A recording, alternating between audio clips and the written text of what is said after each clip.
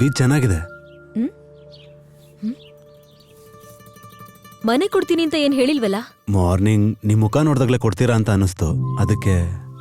ಬೆಳಿಗ್ಗೆ ನನ್ನ ಓನರ್ ಅಲ್ಲ ಅಂತ ಹೇಳಿದ್ರಿ. EMI ಮುಗ್ದಿದ್ಯಾ? ಏನಿಲ್ಲ, ಲೋನ್ ಮುಗಿಯೋವರೆಗೂ ಎಲ್ಲ ಮನೆಗೂ ಬ್ಯಾಂಕ್ ಅವ್ರ ತಾನೇ ಓನರು, ಅದಕ್ಕೆ ಕೇಳ್ದೆ. EMI ಮುಗ್ದಿದ್ರು ಮುಗ್ದಿಲ್ಲ ಅಂದ್ರು ಈ ಮನೆ ಬಾಡಿಗೆ ಮಾತ್ರ ನನ್ ಕೈಲೇ ಕೊಡ್ಬೇಕು. ವಿತ್ GSTನಾ ವಿತೌಟ್ GSTನಾ? ನಿಮಗ್ ಮನೆ ಕೊಡಲ್ಲ, ಹೊರಡಿ. ಹಲೋ ಇರಿ ಮೇಡಮ್, ಮನೆ ಕೊಡೋದಕ್ಕೆ ಎಸ್ ನೀವು ಹೇಳಕ್ಕಾಗಲ್ಲ ಅಂದಮೇಲೆ ನೋ ಯಾಕೆ ಹೇಳ್ತೀರಾ?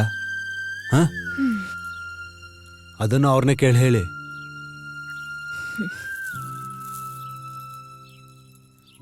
ಹಾಯ್. ನೀವೆಷ್ಟ್ ಜನ ಇರ್ತೀರಾ? ನಾನು ಒಬ್ನೇನೆ. ನೈಟ್ ಲೇಟ್ ಆಗಿ ಬಂದ್ರೆ ಕಾಂಪೌಂಡ್ ಹಾರೇ ಬರ್ಬೇಕಾಗತ್ತೆ. ರಾತ್ರಿ ಮನೆಗೆ ಬರಲ್ವೇ? ಯಾಕೆ? ಕುಲ್ಫಿ ಐಸ್ ಮಾರಕ್ ಹೋಗ್ತೀರಾ?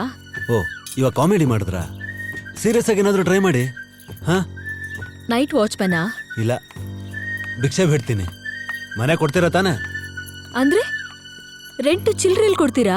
Digital India madam, only online payment.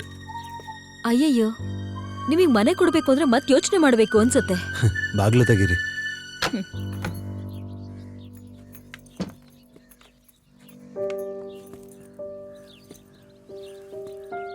So what's really your job?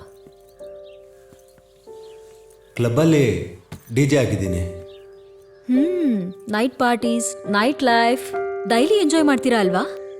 ಆಗಲ್ಲ, ಎಲ್ಲರೂ ಗುಂಪಾಗಿ ಸಂತೋಷವಾಗಿರೋ ಜಾಗದಲ್ಲಿ ನಾನು ಮಾತ್ರ ಒಬ್ಬನೇ ಇರೋಂಥ ಕೆಲಸ. ಒಬ್ರೇ ಇರೋದು ಕಷ್ಟನೇ.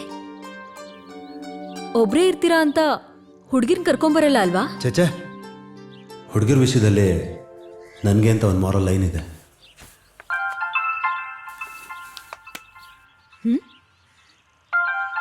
ಫೋನ್ ಇಲ್ಲ ಅಂತ ಹೇಳಿದ್ರಿ? ಇಲ್ಲ, ನನ್ನ ಪ್ರೋಗ್ರಾಮ್ ಕೋಆರ್ಡಿನೇಟರು ನನ್ನ ನಂಬದೆ ಅವ್ರ ಮೊಬೈಲೇ ಕೊಟ್ಟರು. ತಪ್ಪಿಸ್ಕೋತೀನಿ ಅನ್ನೋ ಭಯ.